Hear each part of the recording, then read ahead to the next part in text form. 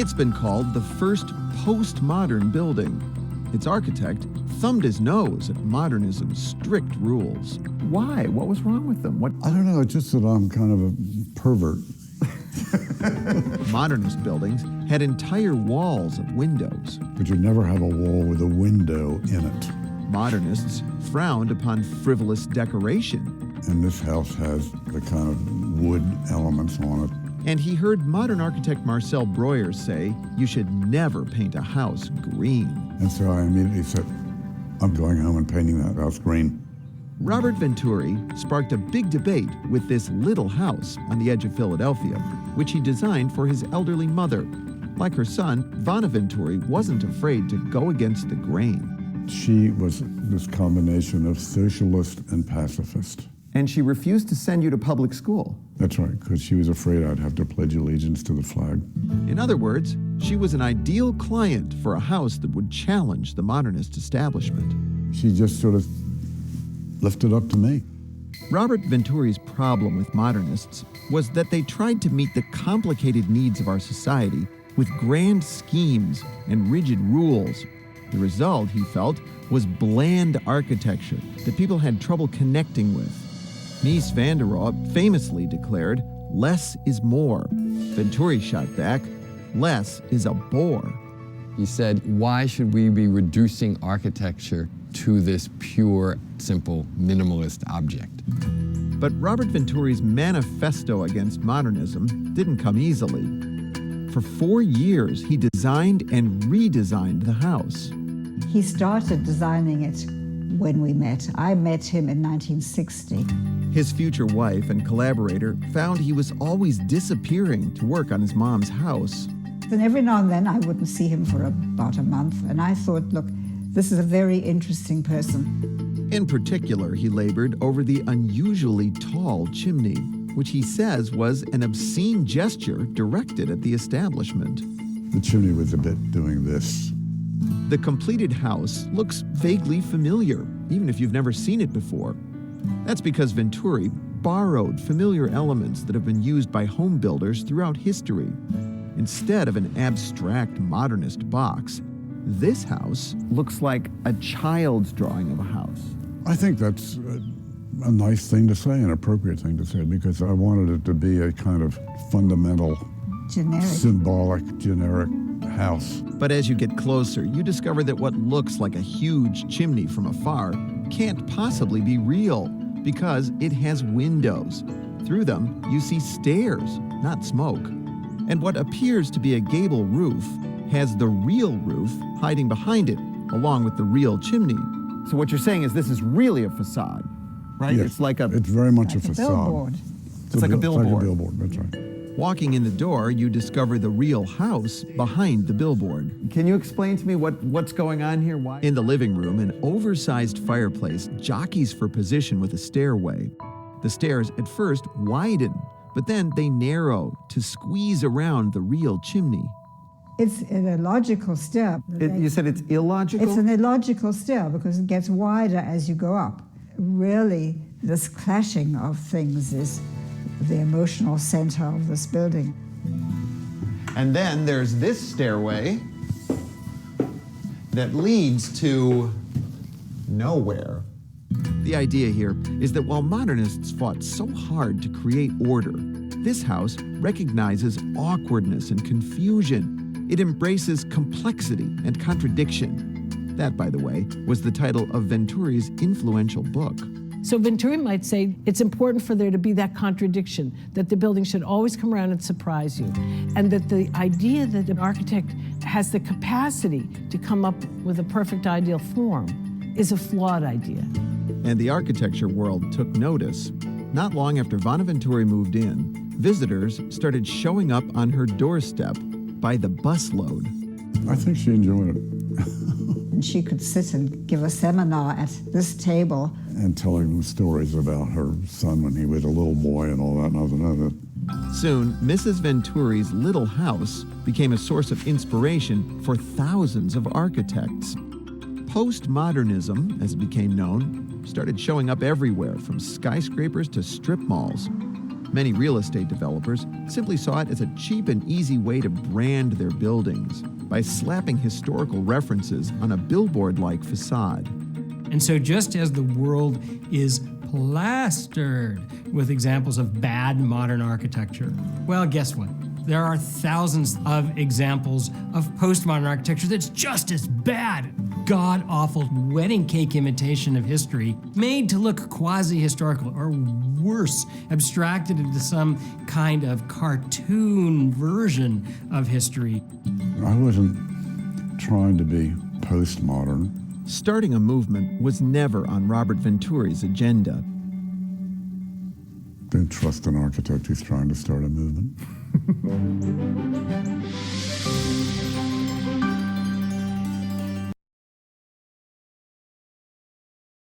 All right, so guys, we're ready to press on here with a little postmodernism.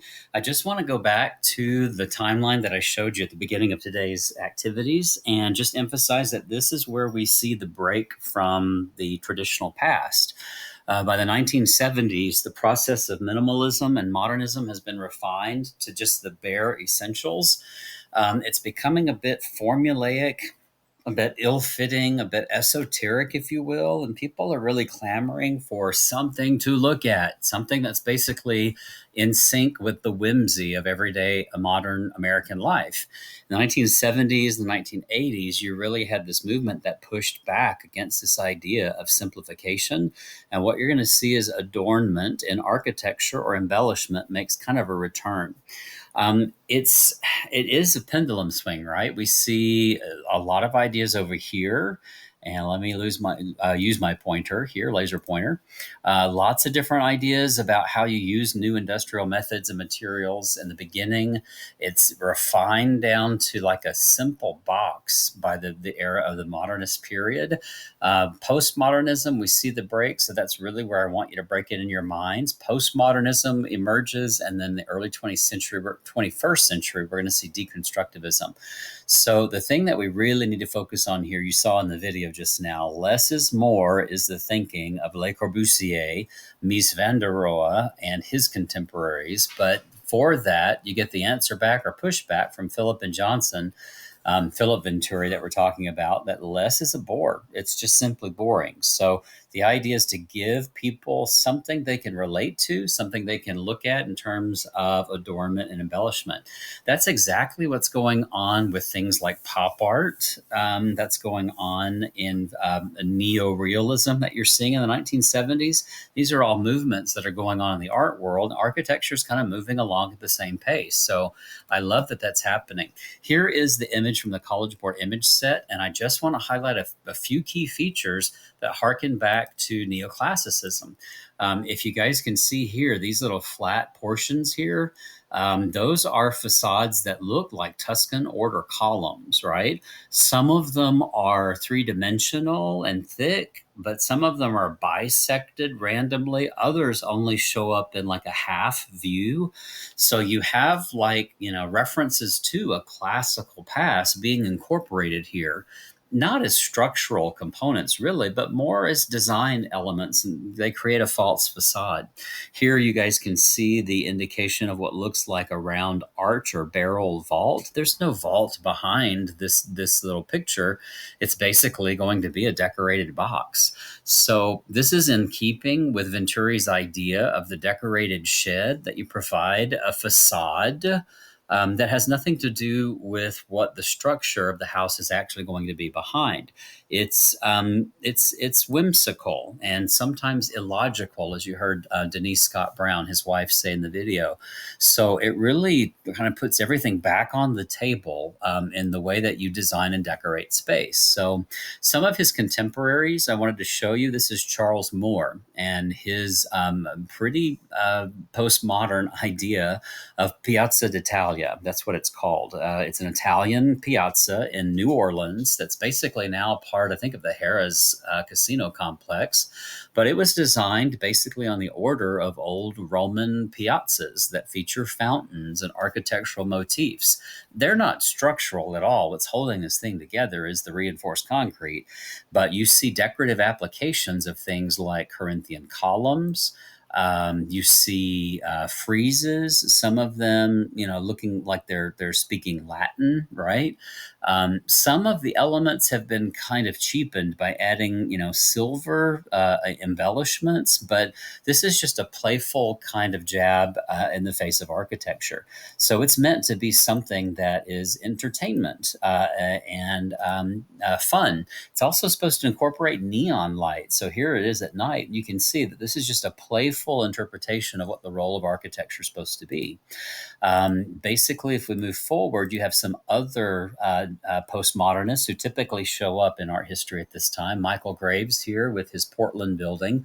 This is like the city hall of the city of Portland, and it creates some classical references too that are basically tongue-in-cheek, poking fun at that classical tradition. People have likened this big building to like a jukebox. It's kind of what it looks like, but you've got like things that look like decorative columns with capitals that are then part of the facade. You have these ribbons that have been flattened that look like Baroque kinds of decorations. And you have really small squares all over the building that create different kinds of windows. Up until this point, we've seen continuous ribbon windows, kind of like what you see on this side of the building there in that abstracted capital. But the idea is that we're now looking at new forms of geometry, and everything's back on the table after so much minimalism like what you see on the far right there. What you're getting is a playful reinterpretation of the role of architecture. Here is Philip Johnson. He was the guy who designed the interior of the Seagram building by Ludwig Mies van der Rohe. And here you get a building he designed in response. This is the AT&T building in New York City, and it's still there today. He likened the building to a piece of highboy furniture. It's a piece of furniture that's basically a boudoir you would see inside a French colonial building. And he has some fun by elevating the building here, rounding out the lobby, and creating a tall piece of something that defies the more modernist elements of the architecture of the city of New York. Here at the top is a fun little feature. There's a hollow cutout, and he likens that to the old slot machines where you would put a quarter before you made a phone call. Well, this is the building for AT&T. So he's having some fun with his patron by looking back in history. So it's still sleek, it's still modern, but these decorative elements find their way back into the world of architecture. Whoops, I should have fixed that animation for you there, guys. Of course, this is the video from, or the image from our video that you just watched, the Vanna Venturi house. So here is the facade that looks like a child's drawing of a house, right? I thought that was pretty endearing that he thought that would be a compliment to what he was trying to accomplish here. I wanted to show you this back view that shows you that really that front is just a facade. You could rip that off the building and all the functional components of the building would still be there, but you wouldn't have this big like structure in the middle of the building that suggests a chimney without really being a chimney, right? I'm talking about that big thing right there. Below it, you guys can just barely see the glass that is on top of that illogical stair. So it really is kind of a decorated shed. It's a building that has a face where the face has nothing to do with the building's interior. Here we are inside the Vanna Venturi house, and I love how he talked about the fact that his mom would lead tours right there at that table.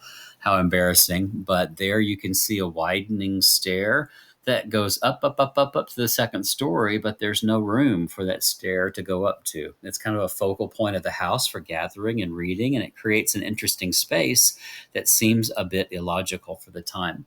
Now, the artwork you have to know about is the house in Newcastle County, but if you saw an attribution question about Vanna Venturi or some of the other works I have to show you, now you know what we're talking about pretty much. This structure, again, looks very much like a child's drawing of a classical house. If I put this side by side with Monticello, you would see some similar elements, but used for completely different purposes, right? You can see, again, another sketch by the architect. There's asymmetry here. There's off-balanced elements. There are decorative applications of artwork that don't have, structural responsibilities. So I want you to see these are ways you can describe postmodernism. The idea, looking at the back of the house, you have a similar kind of screen there, an arch that forms a facade on the second story of the recessed second story reading room there, right? So again, the facade has little to do with that. That all gets to the idea of this book that you were introduced to in the video, Complexity and Contradiction Architecture. Venturi went back into architecture and kind of pulled up examples of buildings that have, facial facades that belie what their interiors are all about. I thought it was hilarious that when you look at this image you saw in Khan Academy, there's Borromini's San Carlo alla Quattro Fontana, where you see a facade that really doesn't tell you about all the different working parts of the interior. This is a church right up the street by Bernini, San Andrea, and it has a facial projection that bulges and bends away from the building, and the building behind it's circular. So he uses this as kind of a justification for coming up with this idea as if it's something that we've been doing all along, and that modernism kind of goes against just simple kind of considerations of what humans are trying to do. Look, if formalism is your thing and you sell rubber ducks, then by definition, your shop has to look like this, right? So maybe, you follow form follows function to its basic, ridiculous end. And what you get is some really silly kinds of solutions. So he argued that the decorated shed was really what people needed to think about, was more relatable to people's experience, where you saw facades. There's a little reference to Philip Johnson right there. You see neon lights flashing to get your attention. You look at places where people are, and they look literally like boxes that have been decorated with an element. So it is a playful kind of tongue-in-cheek, poking fun at. You got that from the video, probably with some of the things that he said about the architecture. But I don't want you to see it as just kind of knockoff architecture. There's really some intentional thought here. Look at the space on the second floor, the back of the house in Newcastle County. Even though you might not like the color scheme that he used in light blues and pinks, with illogical decorations, looks more like a Santa Fe house over there on my right. Correct. But if you look at here, there's really some kind of depth to what's being created. It's almost like you have the outside as part of the active agent of this space. You have a false facade that frames this square window, and it creates kind of a nice effect. I could enjoy being in that space. Because it adds back some of that design that's been missing from formal architecture. So some other works that are designed by Robert Venturi, I didn't even realize this, but in the process of getting ready for today, this is the Sainsbury wing at the National Gallery. And I went to that show, Americans in Paris, didn't even realize I was walking into a postmodern kind of interpretation of what a museum is supposed to be. You guys can see these plinths for columns that are way above our heads as we walk into a kind of awkwardly fashioned extension. That extension basically faces Trafalgar Square. So when you get in the building, you can look back on the square and not be separated from it, very much like the second story of Newcastle County House.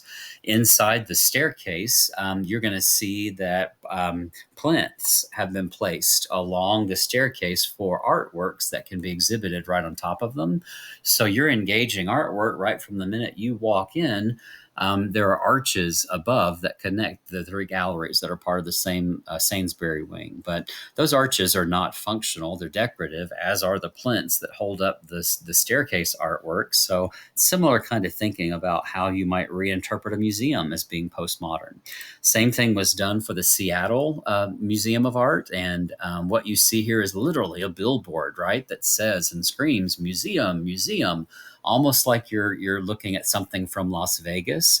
Well, interestingly enough, one of the books that was written besides Complexity and Contradiction was Learning from Las Vegas, where he and his then wife, Denise Scott Brown, basically took cues from Las Vegas and reinterpreted them into the facades that we're building for their artwork. So it's an engaging and fun kind of approach to what you can make of a museum. And I think it's kind of interesting to see this postmodern pushing back.